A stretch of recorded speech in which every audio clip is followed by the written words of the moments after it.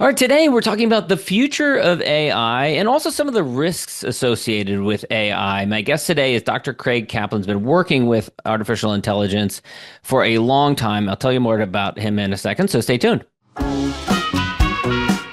Welcome to the Smart Business Revolution podcast, where we feature top entrepreneurs, business leaders, and thought leaders and ask them how they built key relationships to get where they are today. Now, let's get started with the show. All right, welcome everyone. John Corcoran here. I'm the host of this show, and every week we feature smart CEOs, founders, and entrepreneurs from all kinds of companies. And if you check out our archives, we've got Netflix and Grubhub, Redfin, Gusto, Kinko's, Activation Blizzard, LendingTree, lots of great episodes for you to check out. In fact, we've had many episodes focused on AI and how that's affecting our broader economy. But before we get into that, this episode is brought to you by our company, Rise 25, where we help businesses to give to and connect to their dream relationships and partnerships. How do we do that? We do that by helping you to run your podcast and content marketing. We are the easy button for any company to launch and run a podcast. We do strategy, accountability, and full execution, all three of which are critical if you want to be doing it longer than a week or two. So if you want to learn more about that, go to our website, rise25.com, or you can email our team at support@rise25.com. All right. My guest today is Dr. Craig Kaplan. He's a pioneering figure in artificial intelligence, collective intelligence systems, and AGI safety. He's the founder and CEO of IQ Company, which has been around for over 20 years, and he's been developing intelligence systems in all of that time. His work spans safe AGI, superintelligence frameworks, and distributed architectures designed to ensure alignment and accountability in powerful AI systems. That's kind of a mouthful, but what we're going to be talking about here today is really AI safety. And I tend to be a real optimist. I'm really a glass is half full kind of person. And so I focus most of the time on the positives of AI, but I don't want to be Pollyanna-ish about it.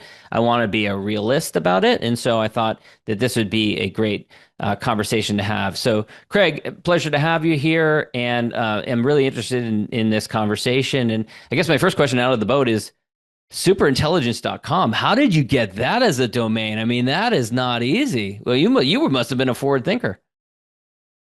Hey, John, great to be on your podcast. Yes, superintelligence.com. I think we got that domain name in 2006. So a few years ahead. Yeah. There was a book by Nick Bostrom that sort of introduced most of the world to superintelligence. And I think that came out in 2014. So, yeah. But Wow. I've been working in AI since the 80s. So Wow. I think it was a little easier for me to see where things were headed just So, because this has been my lifelong passion. so for so many people, myself included, it was when ChatGPT came out about 2.5 years ago now, I think it was, um, and kind of rocked the world. What was that like for you? Were you like, finally, people are paying attention to this, or were you like, oh, here we go. This is what I've been warning people about. Like, having devoted so much of your life to it, what was that moment like for you? So it's interesting. You said at the top of the show, you're sort of an optimist and enthusiastic about AI. And that's really the same for me. I mean, I love AI and I've been doing it for decades.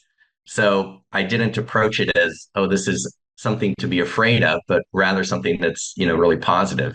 And I still think that the most likely case is that it's very positive for people. Um, but ChatGPT, I think, took everyone by surprise, even people in the field, in particular, how quickly it was adopted and just the capabilities, because people had been working, researchers had been working on large language models for years and years and years. And there was kind of a tipping point where computing power got to the point where finally the same old algorithms that kind of worked, 5, 10 years ago, all of a sudden they worked really, really well because the computing power kept up. And the story I like to tell about that, when I was a graduate student at Carnegie Mellon, sort of in my 20s, they had self-driving cars. So this is like 1985, 1989. We actually had self-driving cars. They drove themselves. They were a van. They were loaded with computers and they had video cameras, but they only went about 6 inches an hour. I mean, the computing was so slow that you could put a leaf in front of it and it would just stop. And it would say, is it a leaf? Is it, and it would like think about it for 20 minutes. No, it's okay. I can take another inch forward. Well, those algorithms that drove, no pun intended, drove those cars those are not that different from the algorithms that Tesla and other people are using. So the actual technology hasn't changed that much. What's changed is the speed of processing. It's just gone up, millionfold, which lets you go at, 100 miles an hour now instead of 6 inches. So When that was the so big change. so when you had those self-driving cars back in the 80s, did you think that it would be 2025 by the time we had Waymos driving all over San Francisco and Austin, or what did you think? I think people were consistently overly optimistic. We always thought it was, 10, maybe 20 years away, and we'd have general intelligence or we'd have self-driving cars. And I think there was a lot of underestimating the difficulty of real world problems. So when you have a toy problem like chess or even Go, where the rules are well known, you can get AI to be very good, better than the best human relatively easily. But it's because you've got a very narrow set of rules and you know exactly what all the actions are. With a self-driving car or something like that, I mean, you can have kids dressed up in Halloween costumes to look like deer, running in front of the car or something. And a human knows that's a kid in a Halloween costume, but that's a very rare event, doesn't happen very often. And so self-driving AI may not know what to do with that, may not be able to recognize it. And there's so many variables and so many different conditions that those real world problems are really, really hard. Yeah. And so it took a long time to do it. What drew your interest to devote so much of your life to working with intelligent systems, especially back in the 80s when, as you said, the processing power wasn't there yet? So I've always just been interested in, how people think and also how intelligent systems think. And so I just thought the idea that, back in the 80s that you could have a computer that could think like a person, like that was amazing. It's like, wow, is that possible? Hmm. Imagine what you could do with that. Um, so I think that's just what kind of captured me. I was taking, neuropsych classes and understanding how the brain worked and thought, wow, it'd be really neat if we could get computers to do some of this stuff. So So yeah. I know you said that around 2020 you were going to retire, but then at that point in time, which is this is 2 to 3 years before ChatGPT takes the world by storm, you saw where the world was heading with AI, and you felt like you needed to devote this next chapter of your life to warning some people about the dangers of AI. What was it at that moment in time that you were seeing? So right around 2020, 2022, I think it was November 2022 was when ChatGPT was released publicly. But the research community kind of saw what was coming earlier because there's research papers and even though it's not a product that everyone can use, you can sort of read about it and say, wow, it can do that. That's amazing. And you can kind of see the rate of progress. Um, I think what happened was I looked around and started listening to the CEOs of some of the tech companies. And this is pretty much everyone from Elon Musk back when President Obama was president. You can find videos where Elon's saying, well, I went and I had a meeting at the White House, and the only thing on my mind was to warn him about the dangers of AI that were coming. And Yeah. nobody listened. So I thought, wow, this guy realizes the dangers and nobody's listening. And then I started looking at other leaders, Bill Gates and the head of Google and Meta. Everybody was very enthusiastic about building it. And the amazing thing was almost everybody acknowledged that there was a risk it could wipe us all out, but that didn't stop them. They were going to keep going. And then having spent a lot of time in with Silicon Valley and my previous company, PredictWallStreet, I spent a lot of time on Wall Street and I know how Wall Street thinks. There are very powerful forces that if you have something that's the most profitable and powerful technology ever developed by humankind, which is basically what AI is, sort of the lure of that is too great. People feel like if I don't rush to do it, somebody else will. And that applies at the company level. So even though Google might have wanted to slow down, maybe OpenAI wanted to go faster and they just, as a matter of survival, or Microsoft, they had to sort of keep pace. Similarly, at the country level, the US isn't going to slow down because what if China gets a lead?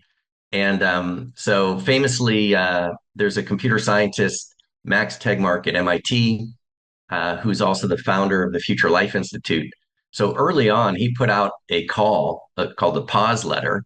and he got, thousands of signatories of really respected people saying, look, this stuff is dangerous. We need to pause. We need to take a break and sort of figure out how to develop it safely. And some researchers signed it, but a lot of top people in the field would not sign it. And their reasoning, I think even Jeff Hinton did not sign it, who left Google and is now making the circuits talking about the importance of AI safety. He said, look, if we pause and China doesn't, that's not going to do anything. So there's these competitive dynamics that make it very, very difficult to slow down. And when I realized that, I thought, okay, if we're not going to slow down, we better figure out a way to do it safer because this is coming. It's like a baby. It's coming whether you want it, whether you're Right. ready or not. And for those Right. parents out there, you know what that's like.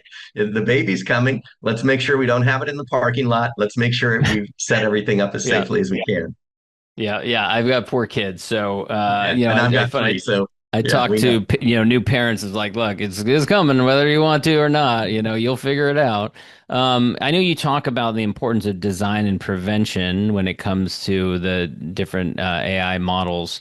Let's talk about some of the big companies, OpenAI, Anthropic, Perplexity, Google, of course, Meta. These are the big companies that are investing in AI. Are any of them doing anything in terms of design and prevention that you want to highlight that you think is the right call?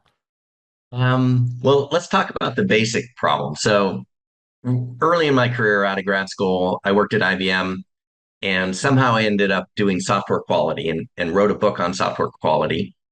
And I can boil that entire book down to the adage, an ounce of prevention is worth a pound of cure. I mean, that's what all of software quality is about. It's what AI safety and design is about. IBM actually did studies where they found that if you spent $1 extra in the design phase of a complicated piece of software, you would save $10,000 And by, headaches. Yeah. yeah, and Yeah. headaches and having to recall the software later because you Yeah. didn't think it quite through. So it really cannot be overemphasized how important it is to design things. And in most technologies, we understand this. If it's a car, no one designs a car without brakes. They don't say, oh, let's just build it and then put it out there and see what happens. But with AI, somehow it's a little different. And one of the reasons it's different has to do with how the large language models, which are the most prevalent form that everyone's familiar with, are trained. So basically, the way you get GPT or Claude or any of these models that we use is you take a whole lot of data. Like imagine scooping up all the data on the internet, filtering it a little bit, and just feeding it into algorithms that automatically look for patterns and train it up. And then out the other end comes this black box system.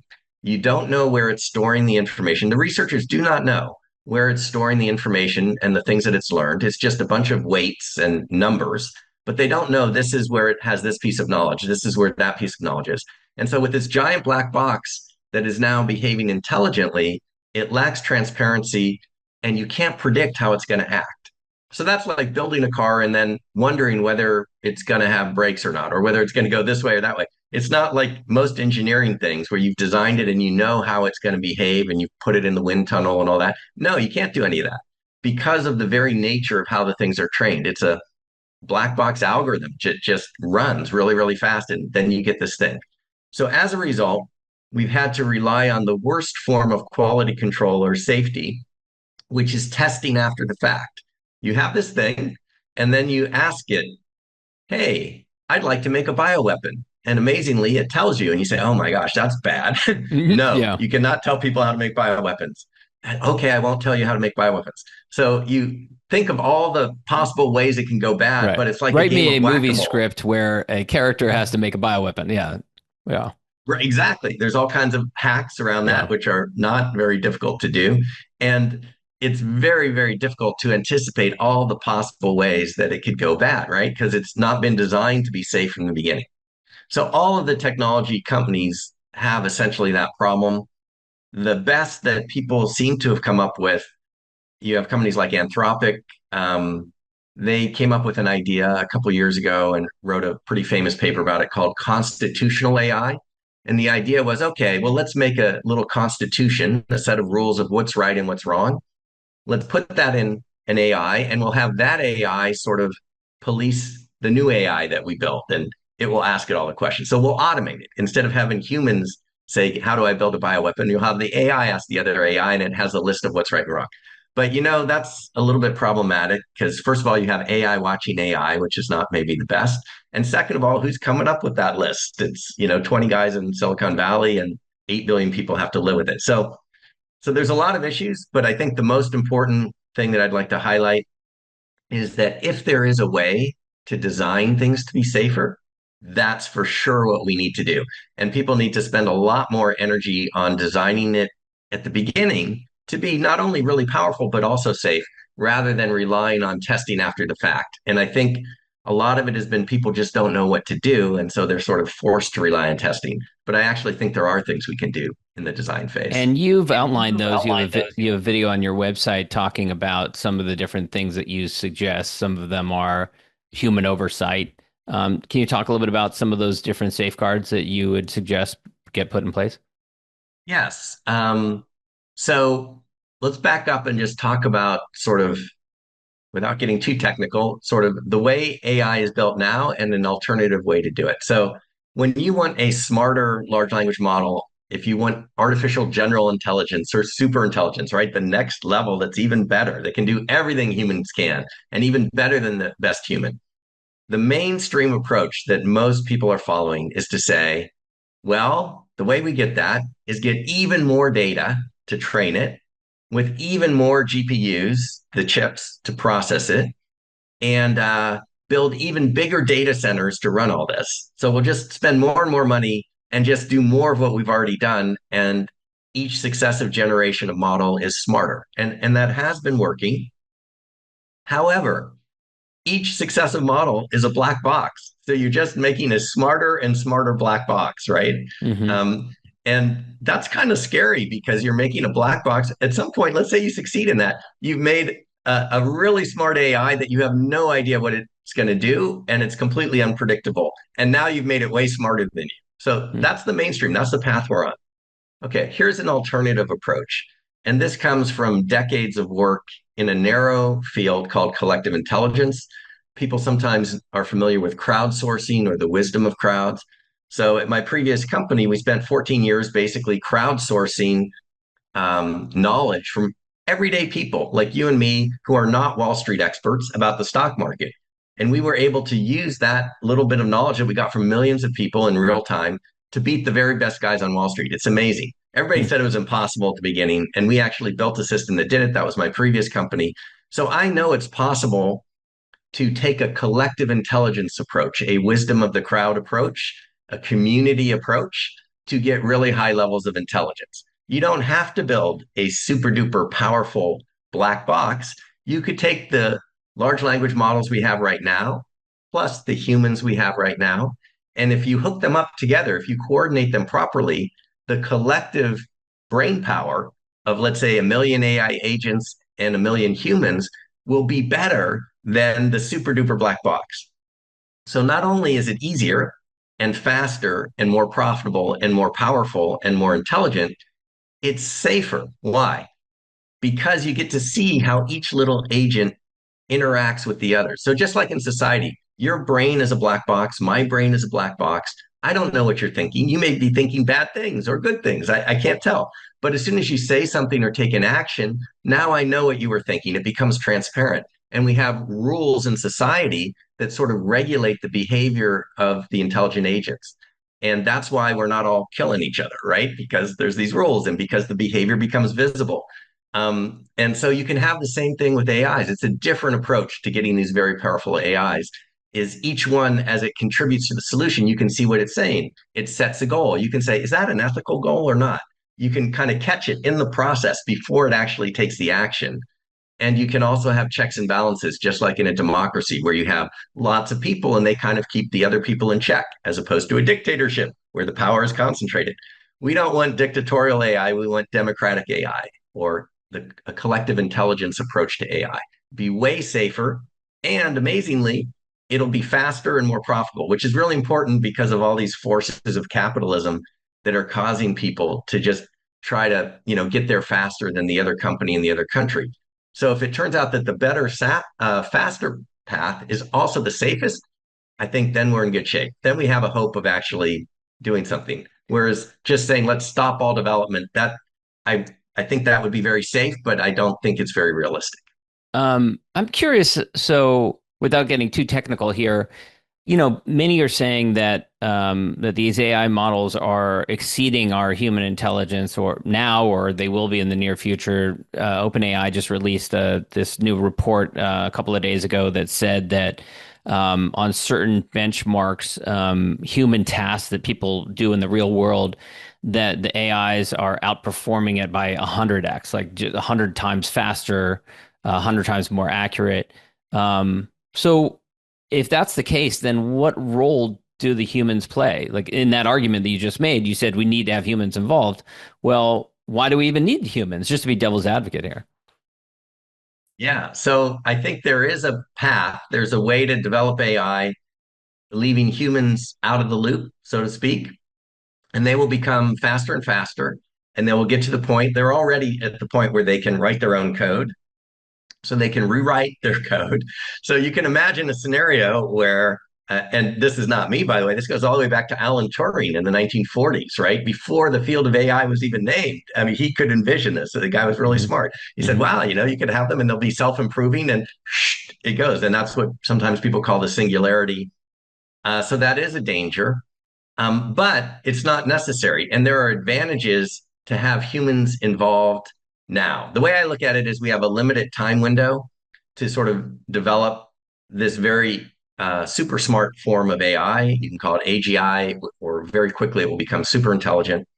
Um, and during that window, if we're if we are smart about it, we will include humans in the loop. And I'll tell you a couple of reasons why it makes sense to do that from a systems perspective, from having a better AI, it makes sense because, as everyone knows, some of these large language models right now make things up. They hallucinate, they give you wrong answers, they try to please. And also, you can give them problems that they've never seen before. If the problem is well documented in the internet, they're going to be pretty good at it because that's what they were trained on. If you gave them a brand new problem that required creativity that's in a new area that there's very little data on, they're going to struggle more with that. So if you had a system that included AI agents, but also human agents, and a problem came to that system, came to that network and said, okay, let's solve this difficult problem. If it's one the AI already knew how to solve, it could solve it very quickly. If it's a brand new one, it might need help from the humans. Okay, so the humans have a role to make the system more effective. That's one reason argument for having them in. Another one is that the longer that humans and AI are in contact and sort of working together, the greater the chance that those AIs, which at some point will probably become smarter than all of us, the greater the chance that they can sort of absorb not only the expertise of the humans, but also the values, the ethics, and the value system. And to me, that's very important. In fact, the vision that I have of the collective intelligence of many AIs is you would train your AI agent, you would personalize it, and it would have John's expertise about podcasting and business and everything that you are, in the top 1/10 of 1% of the population in, as well as your ethics and your values and what it means to be a good human being and a good father and a good friend. And it would have all those characteristics. And if you multiply that across millions of AIs, each one customized by different people, all of a sudden you have something that looks like kind of representative of a wide swath of human beings, which is good because it should represent all of us. And it's good because there's going to be a lot of human values in the system.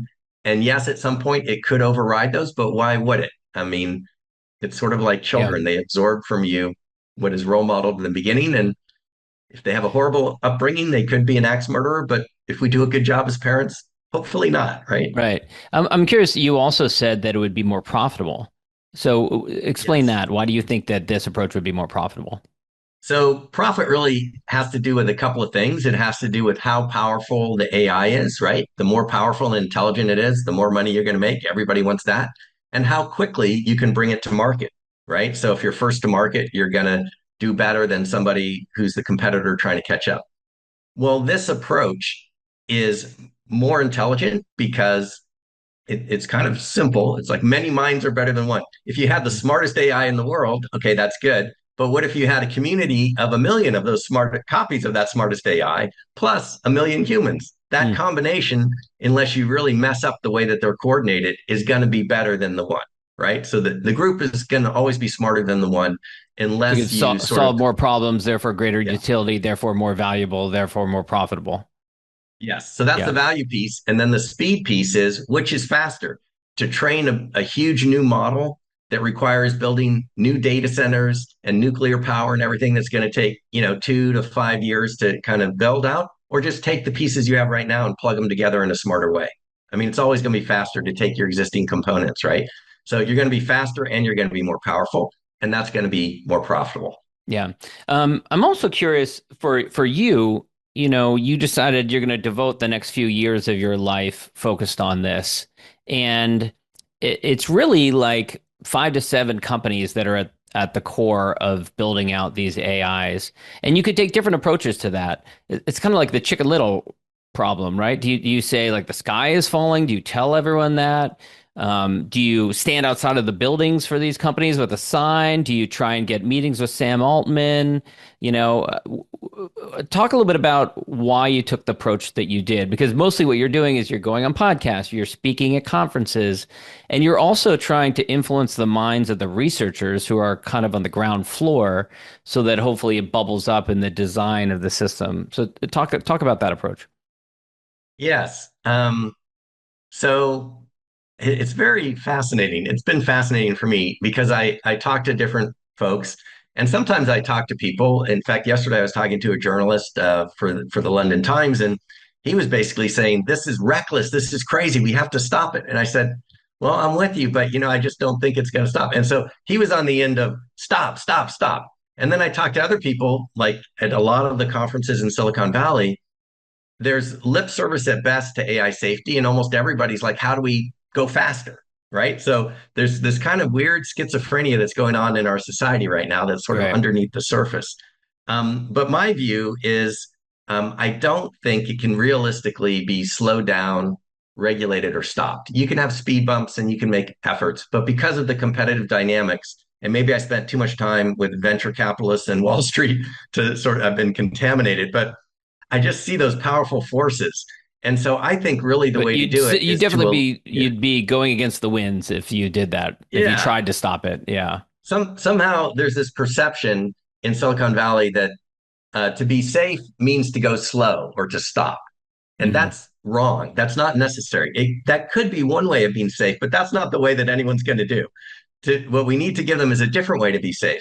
To be safe is to go faster, but with a smarter design that from the very beginning has elements that make it an inherently safer thing.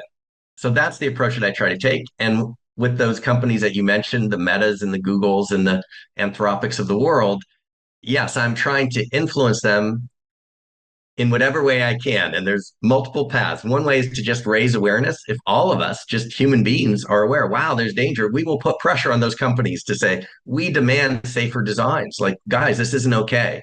When I speak, I've done keynotes at AI conferences to AI researchers. These are the guys whose lives are spent building AI. And at the beginning of the talk, I say, how many of you think, AI will wipe us out? What's the probability? And in AI circles, that's known as P doom, the probability of doom that AI will kill all humans. And I'd like, how many think it's 90%? A couple of hands go up. By the time I get to 50%, half the hands are up. At 20%, almost every hand is up. So I'm thinking, wow, you guys are in the field, you build AI, and at the same time, you think there's a 1 in 5 chance it kills you, your kids, your friends, all humans. And that level of Mm. cognitive dissonance just blows Yeah. me away. But I Yeah. understand why they do it, because that's their job and they're working, and they're trying to do their best and to make it as safe as they can. So we need to sort of get the word out to the average person that, hey, there's some real dangers here. And some folks like Jeff Hinton are doing a great job, Nobel Prize winner. He's using that to help get a platform to talk about it, but also to the AI researchers to say, hey, we don't have to design it as a giant black box. We could design it with checks and balances. That might be better. You can Yeah. even go faster. And Yeah. then also to the heads of those technology companies and say, look, guys, you can make money. You can beat the competition. You can get greater ROI for your investors. But everybody wins, but you And got to look at it a little smarter. and it only takes one incident to torpedo a company. We've seen this before. This happened with Cruise, which was the predecessor to Waymo, that had an issue that wasn't even there. These are self-driving cars in San Francisco, and they were all over the place. GM owned it, hadn't started, but acquired the company, and they had an incident with one person where an accident had happened on the street involving a human driver, not even involving the self-driving car. And someone was on their bicycle, I think, when was thrown, and then somehow got lodged underneath this self-driving car, which then dragged him about 15 feet or so, or maybe it was further, before stopping. And that caused such a major controversy that GM ended up shuttering the entire initiative. So we've seen this happen before, and actually recently there was a suicide that happened where someone had been using AI as a kind of a companion, talking to the AI, and that drew a lot of attention to it. So certainly, I think there may be more incidents like this, which could very well take down one of these companies if it's controversial enough, if there's enough of a backlash against it. Yeah, I think you're right, and that is a thought I think that many in the AI safety field feel is that unfortunately it's going to take something that's a big event like a Chernobyl or a some kind of a nuclear meltdown or something where things really get out of control to sort of wake people up. And I hope it doesn't require that. But actually, if something like that happens, before the risk of like wiping everybody else happens, that could be good in a strange way. But better would be to get ahead of it. An ounce of Right. prevention, right? It's just Right. so much better. And another thing you've done is the last few years, you've developed, invented a number of superintelligence technologies that work to minimize or maximize AI safety and reduce that PDOM, and you've made them free and available on your website. Have you seen anything that has demonstrated to you that any of these companies have adopted them? Um, it's tough to know because there's kind of what's publicly released, and then there's stuff that they're working on. And always what they're working on is sort of a year or two ahead of kind of what you're seeing. Um, I'm hopeful in that I do see things progressing. I don't think it's necessarily because of me. I think it's because it's the logical progression. And I should point out that even with a 20% chance of P doom or that AI wipes us out, that still means that 80% chance that it's great, right? So, I Hmm. mean, I don't want to lose the fact of, sight of that. It's just the problem that 20% seems like too big of a risk. I'd like that risk to be Right. smaller. So I focus on the downside because the upside is going to take care of itself. What I have seen, and I think is apparent to most people in the industry, is there's been an evolution from narrow AI systems that can play chess really well to systems that are more competent and large language models that can talk about anything, to then giving those systems autonomy so they can do more than just talk to you.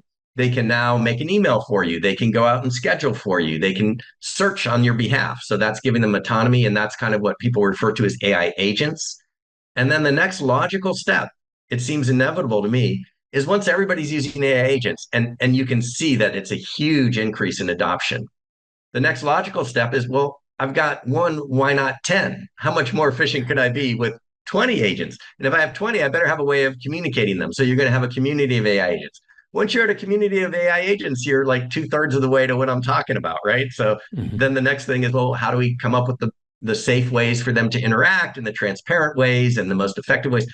So I think kind of humanity and AI, the field of AI is moving down this path, which is good and encouraging and causes me to be optimistic.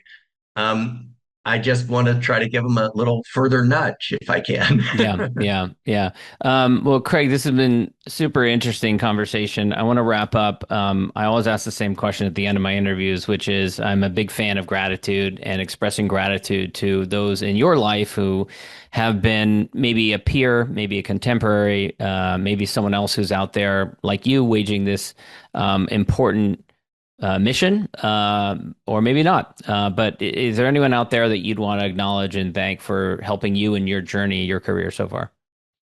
Yeah, there's so many people. I've been really lucky in that I've had a series of mentors. I think mentors are really helpful in business, but also in all aspects of life. And the one that really sort of is most relevant to our conversation is my old advisor Herbert Simon. He won the Nobel Prize in 1978. He's passed away, unfortunately, but he really, every week he would meet with me for 4 years. I mean, the generosity of that is incredible. Mm. And the guy was brilliant, and he really was a Renaissance man and thought about all kinds of different things. And amazingly, even though he's passed away, he was one of the pioneers of AI. Some of those ideas that he had way back, I think actually are going to help all of us today. For example, he said, reason is wholly instrumental. It can't tell you where to go. At best, it can tell you how to get there. So it's the idea that there's no logical way to derive values. That's very important for AI. It means the values have to come from us. And you asked earlier, and I'll just finish on this, what's the role for humans in the future? I think if AI becomes so intelligent that it becomes this super brain way smarter than us, in some sense, the role of humans is to be the heart. We are the source of the values. I think that's what humans can bring to the table in the long run. And that goes all the way back to Herb Simon, uh, you know, and I really appreciate his mentorship. So he's somebody I remember very fondly and I'm very grateful for. That's great. Dr. Craig, superintelligence.com is the website. Where can people go to learn and connect with you and maybe book you for their conference if they are looking for a speaker? I think superintelligence.com is a great place to start. There's links to videos. We have a whole series of like 3-minute videos that sort of cover everything from history of AI to different topics. So those are a good place to get more information. We have white papers, and if you're technical, there's patents you can see. So I would encourage people to go there.